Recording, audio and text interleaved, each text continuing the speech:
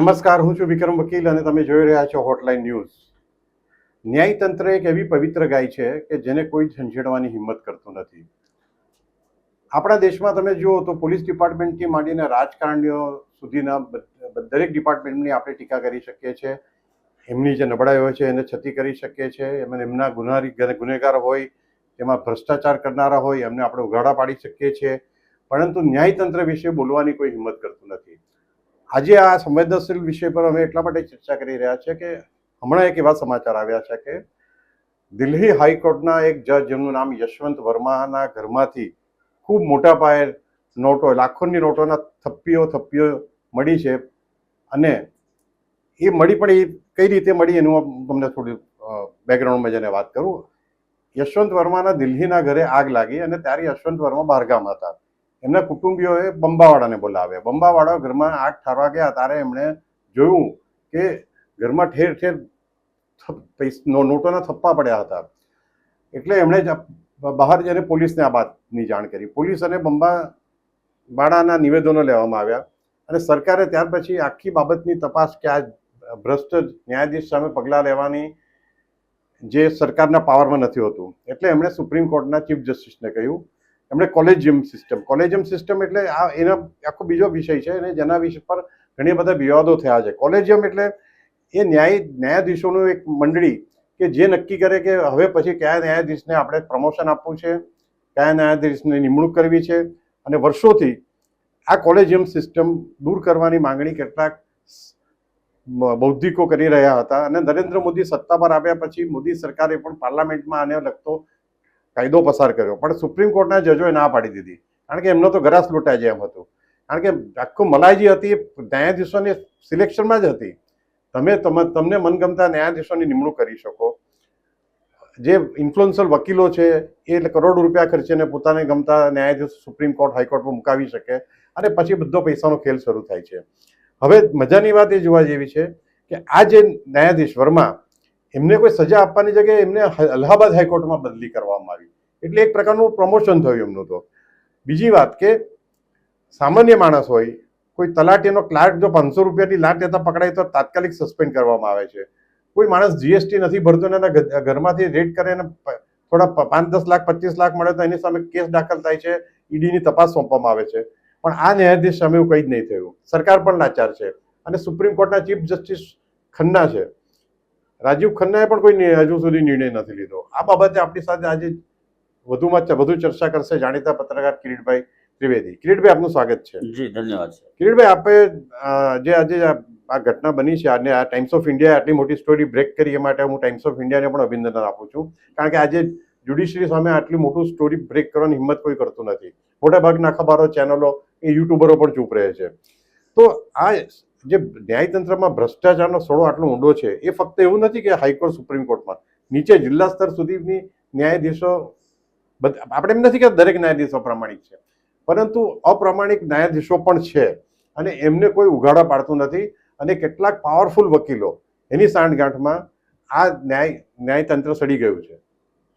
જી વિક્રમભાઈ, સંસ્કૃતમાં બહુ સરસ ઉક્તિ છે, એક સૂત્ર છે, એ પંચતંત્રમાં પણ એ વાત આવે છે અને એમાં જ આ એક સૂત્ર આવે છે કે સર્વગુણાનામ કાંચન આશ્રતિ, એટલે કે સોનું, ધન, સંપત્તિ જે વ્યક્તિ પાસે હોય એ વ્યક્તિ ગુણવાન છે એવું લોકો સ્વીકારી લે છે. આખરે બધો જ ખેલ પૈસાનો છે, ભ્રષ્ટાચારનો છે અને ખુલ્લેઆમ થતા ભ્રષ્ટાચારનો છે. આજે તમે વાત કરી ઘટનાની, એક ગંભીર ઘટના છે. બીજા કોઈ દિલ્હીના કોઈ મ્યુનિસિપલ કમિશનર હોતે, દિલ્હીના કોઈ પોલીસ કમિશનર હોતે, એસીપી, ડીસીપી હોતે કે કોઈ પણ આર્મીના ઓફિસર હોતે તો એ અત્યારે તિહાર જેલમાં હોતે જો આટલી કેશ એમની પાસેથી પકડાઈ હોત તો. એસીબી, સીબીઆઈ સહિતની જે એજન્સીઓ છે આપણી, એ બધી જ એમાં તપાસમાં જોતરાઈ ગઈ હોત. પરંતુ અહીંયા સિનારીઓ ઊંધો થયો છે. અહીંયા એમને પ્રમોશન સાથે અલ્હાબાદ હાઈકોર્ટમાં મૂકવામાં આવ્યા છે. આપણને અંગત રીતે એમની સામે કોઈ વાંધો નથી, આપણને વાંધો એમના કરતૂતો સામે છે. એમણે જે અત્યાર સુધી દિલ્હી હાઈકોર્ટ અથવા તો જ્યાં જ્યાં નોકરી કરી હશે ત્યાં કહેવાતા ભ્રષ્ટાચારના માધ્યમથી એમણે જે આ કેસ એકત્ર કરી હશે અથવા તો એ ખુલાસો કરશે કે આ કેસ ક્યાંથી આવી હતી, એ જે હશે એ સત્ય બહાર આવશે. પરંતુ વિક્રમભાઈ, આ ન્યાયતંત્રની અંદર આટલી હદે જો ભ્રષ્ટાચાર અને આટલો સડો હોય તો સમજી શકાય છે કે સામાન્ય માણસોને ક્યારે ન્યાય મળશે. અને હાઈકોર્ટ જેવી એમ કે લોકોને, રાજ્યના લોકોની છેલ્લી આશા અપેક્ષા બધું હાઈકોર્ટ ઉપર હોય છે. સામાન્ય માણસને દૂર કશે ન્યાયની જ્યોત જલે છે એવા વિશ્વાસે લોકો કોર્ટમાં જતા હોય છે. ડિસ્ટ્રિક્ટ કોર્ટ હોય કે તાલુકા પ્લેસની કોર્ટ હોય કે પછી કન્ઝ્યુમર કોર્ટ હોય, લોકોને ન્યાય મળવાના વિશ્વાસ સાથે જતા હોય છે. તો આ લોકોનો જે આ વિશ્વાસ છે એ આવી ઘટનાઓ અથવા આવા બનાવો વિશેની વાત સાંભળી અને લોકોનો વિશ્વાસ ન્યાયતંત્ર ઉપરથી તૂટી જશે. રાજકારણીઓ ઉપર તમને વિશ્વાસ નથી, પોલીસ તંત્ર ઉપર વિશ્વાસ નથી, સોકોલ્ડ બ્યુરોક્રેટ જે છે એના ઉપર આપણે ભરોસો નથી કરતા.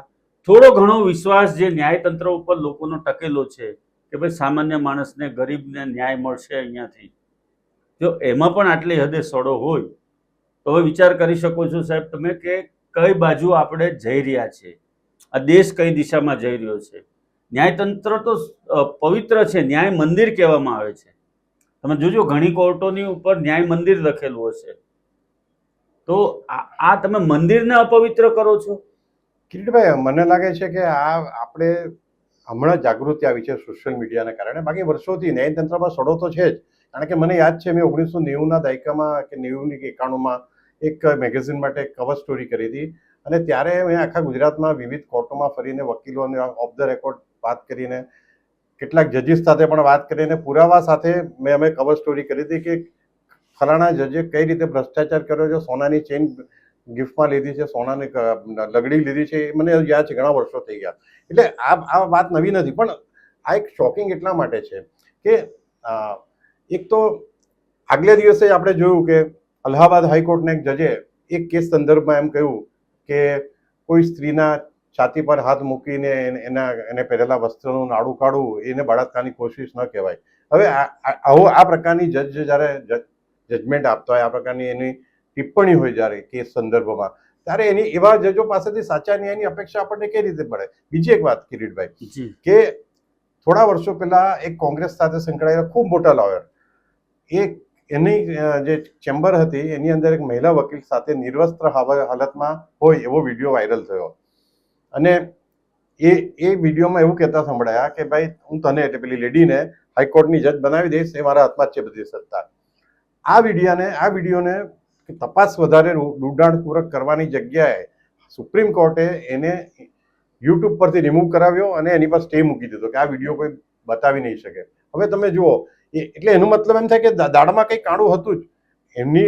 એટલે ટૂંકમાં હાઈકોર્ટમાં જજો બનાવવાનો પાવર અમુક અબજોપતિ જે વકીલો છે, જે એક હિયરિંગના 5-10 25 લાખ રૂપિયા લે છે ફી, એ બધા ખૂબ પાવરફુલ જજો છે. એ લોકો ફોનથી તિસ્તા સેતલવાડને જામીન અપાવી શકે છે. ફોનથી તમે વિચારો, માણસ તો જામીન માટે કોર્ટના પગથિયા ઘસી નાખે છે, ચપ્પલ ઘસાઈ જાય છે. ત્યારે અમુક વકીલો ફોનથી બધું કરી શકે. રાતના 2 વાગે આતંકવાદીઓ માટે કોર્ટ ખુલે છે. ચોક્કસ. અને સાહેબ, આની અંદર સૌથી જે મૂળભૂત રીતે જે સડો પેસ્યો છે એ કોલેજિયમ સિસ્ટમનો સડો છે. કોલેજિયમ સિસ્ટમમાં ફેરફાર માટે નરેન્દ્ર મોદીએ પ્રયત્ન કર્યા ત્યારે આ જ જજો જંતર મંતર ઉપર અને ઇન્ડિયા ગેટ ઉપર ને બધે ધરણા ઉપર બેઠા. ઇતિહાસમાં કદાચ પહેલી વખત હતું કે સુપ્રીમના પગથિયા ઉપર એ લોકો બેસી ગયા હતા અને ત્યાં મીડિયાને બોલાવીને એ લોકોએ બ્રીફિંગ આપ્યું હતું. મને યાદ છે બરાબર. એ લોકોનો ગરાસ લૂંટાઈ જતો હતો. એ લોકોનો ગરાસ લૂંટાઈ જતો હતો. બિલકુલ. અને કોલેજિયમ સિસ્ટમ વિશે તો જે ટીકા થઈ છે સાહેબ, એમાં આપણે જોઈએ તો એની ઉપર વારંવાર સવાલો ઉભા થતા રહે છે. અને આ જે પદ્ધતિ છે જેમાંથી ન્યાયમૂર્તિની વરણી કરવામાં આવે છે, એમાં સરકારની ભૂમિકા મર્યાદિત હોય છે. સુપ્રીમ કોર્ટના મહિલા જજ રૂમા પાલે કોલેજિયમ વિશે એવું કહ્યું કે આ પદ્ધતિ એકબીજાની પીઠ ખજવાળી લેવાના ધોરણે કાર્ય કરે છે. ટીકાકારો ટીકા કરે છે કે નિમણૂક વખતે સૌથી મહત્વની વાત એ હોય છે કે ઉમેદવારના બાપ દાદા કોણ હતા, જજના પુત્રોને નિમણૂક આપવામાં અગ્રતા મળે છે. કાયદા પ્રધાન કિરણ રિજ્જુ પણ કોલેજિયમ સિસ્ટમ અપારદર્શી હોવાનું જણાવી ચૂક્યા છે. એટલે આ સિસ્ટમની અંદર કેટલી હદે આ સડો પેસી ગયેલો છે એ બતાવે છે છેલ્લા 75 વર્ષની અંદર. સુપ્રીમ કોર્ટના જજોએ પેરેલલ રૂલ કર્યો છે દેશ ઉપર, એવું કહીએ તો અતિશયોક્તિ ભર્યું નથી. એ લોકોએ ઘણી બધી વખત ઘણી બધી જગ્યાએ ઘણું બધું પોતાની પાલી ચલાવી છે એમ કહી શકાય. સમર્થકો નહીં દોષ ગોસાઈ એવી આ વાત થાય છે. અને આ જે દિલ્હીની ઘટના છે સાહેબ, અને એમાં જે પ્રમાણેનું થયું છે એને જોતા એવું લાગે છે કે આ ખૂબ ગંભીર પ્રશ્ન છે. અને આ પ્રશ્ન મને તો નવાઈ લાગે છે કે કોંગ્રેસ કે આમ આદમી પાર્ટી શા માટે આ પ્રશ્ન નથી ઉપાડતી. નહીં, એમાં એવું છે કિરીટભાઈ, જ્યારે ન્યાયતંત્રની વાત આવે છે ત્યારે દરેક રાજકીય પક્ષો સરખા હોય છે, કોઈને નારાજગી હોરવી ગમતી નથી ન્યાયતંત્ર સામે પડીને. એટલે એ તો આપણે અપેક્ષા નહીં રાખીએ. પણ હું બીજું એક આપણે આ બાબતમાં ચર્ચા કરવી જરૂરી છે કે યશવંત વર્માને હમણાં અલ્હાબાદ હાઈકોર્ટમાં મૂકવામાં આવ્યા. ખરેખર તો એવું હોવું જોઈએ કે તમે સરકારી નોકરીમાં જુઓ છો, સામાન્ય માણસને આપણે આક્ષેપ છે માની લો કે બરાબર કોઈ લાંચ પૈસા લેતા પકડાયા તો એને શું કરે, તાત્કાલિક સસ્પેન્ડ કરવામાં આવે છે, ભલે ડિસમિસ નથી કરતા એને, પણ પછી ઇન્ક્વાયરી થાય છે એના પર. જો ઇન્ક્વાયરીમાં સાચું પુરવાર થાય તો એની ધરપકડ થાય છે, બરાબર, તપાસ થાય. તો જ્યાં સુધી તપાસ પૂર્ણ ન થાય ત્યાં સુધી તો આ ન્યાયાધીશને કોર્ટથી વિમુખ રાખવા જોઈએ. એવું તો કોઈક નિર્ણય લેવો જોઈએ. ભલે કોર્ટમાં સસ્પેન્ડ કરવાનો કંઈ નહીં હોય એમના નિયમોમાં, હા ન્યાયતંત્રમાં, પણ સસ્પેન્શનનું કદાચ ન હોય આપણે એનામાં ન ઉતરીએ, પરંતુ એને તાત્કાલિક અસરથી રજા ઉપર તો ઉતારી દઈ શકાય ને. ત્યાં સુધી એને શા માટે પાવર આપો છો? બરાબર, રજા પર ઉતારી એને રજા ઉપર ઉતારી દો ફરજિયાતપણે. 1 મહિના ભાઈ આ તપાસ પૂર્ણ થાય ત્યાં સુધી તમે રજા ઉપર ઉતરી જાઓ, અથવા એની કોર્ટમાં કોઈ કામ નહીં મુકાય, અથવા કોઈ કોર્ટની કામગીરી સોંપવાનું બંધ કરી દો. એને બેસાડો, કોર્ટમાં લાવીને બેસાડો. એને કામ નહીં આપો, કોઈ એને બેચ નહીં આપો, એને બેચ ઉપર બેસવાની મનાઈ કરી દો. આ રીતનું થઈ શકે. પરંતુ આખી બાબતની અંદર, આખી સમગ્ર બાબતને જો તમે વિક્રમભાઈ ધ્યાનથી જુઓ તો એવું લાગે છે કે આ કુંડળીમાં ગોળ ભાંગવામાં આવ્યો છે. અને કોને ખબર, સુપ્રીમ કોર્ટે પણ એને અલ્હાબાદ હાઈકોર્ટના કોઈ ચોક્કસ ચુકાદાઓને એની તરફેણમાં કરવા માટે અથવા તો એના મળતિયાઓની તરફેણમાં કરવા માટે નહીં મૂક્યા હોય. કોઈ પણ સંભાવના છે, કોઈ પણ શક્યતા છે. જે પ્રમાણેના કેસની ગંભીરતા છે વિક્રમભાઈ, એને જોતા આમાં ચોક્કસપણે પગલાં લેવા જોઈએ અને દાખલારૂપ કાર્યવાહી થવી જોઈએ એવું મારું તો માનવું છે અંગત રીતે. ચોક્કસ. અને આ વર્મા અને પેલા અલ્હાબાદ વાળા જે સ્ત્રી વિશે એમણે જે કોમેન્ટ કરી, મિશ્રા, આ બંને સામે મીડિયાએ થોડો હોપો કરવાનો ચાલુ કર્યો છે. સારી વાત છે. આપણે તો હવે શું છે, સોશિયલ મીડિયા ખૂબ એક્ટિવ છે, એને હિસાબે આવા બધા કિસ્સાઓ બહાર આવે છે. એટલે સોશિયલ મીડિયા નોંધ લે છે, એટલે છાપાઓએ ફરજિયાત લેવી પડે છે. એટલે આપણે આશા રાખીએ કે ન્યાયતંત્રમાં પણ જે આ બધી છે અને આ જે સડો છે ને એમાં પણ જે સગાવાદ ચાલે છે એના ઉપર નરેન્દ્ર મોદી બાકીના બધા જે રિફોર્મ લાવી રહ્યા છે એ આ તંત્રમાં પણ લાવે. Thank you very much Kiritbhai. જી ધન્યવાદ. આવા પ્રકારના વિડીયો તમને જોવા ગમતા હોય તો હોટલાઇન ન્યૂઝ ચેનલને લાઇક, શેર અને સબસ્ક્રાઇબ કરો.